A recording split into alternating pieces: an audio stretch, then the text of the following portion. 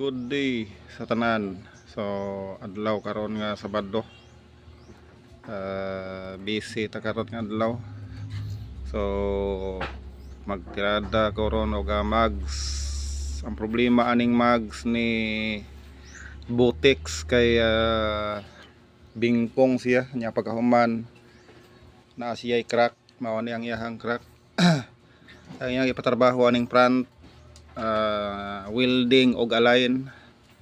Ang kining rear align lang ni siya sa bingkong, mags ni siya sa Sniper 150. So stock mags, bingkong ning likod, ang front lang nay crack ani.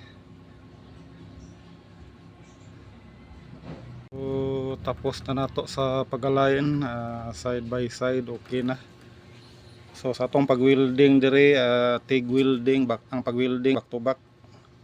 So dire sa likod weldingon, dire pod sa front weldingon. So ang dire sa likod wa dili kay nato pamison para baga pa siyang purpose, mas mo lig-on pa siya. So dire sa front may atong ginapahamis. So back to back ang pag-welding. So ang ni crack masudlan gid siya sa welding kay back to back man. So lig-on gid siya. Ang align ani front and rear. So kining align ang rear humana pud ni siya. Sa gusto magpa-align anhila mo sa mo siya, search lang Google Map Adan Mascareñas shop. Okay, thanks.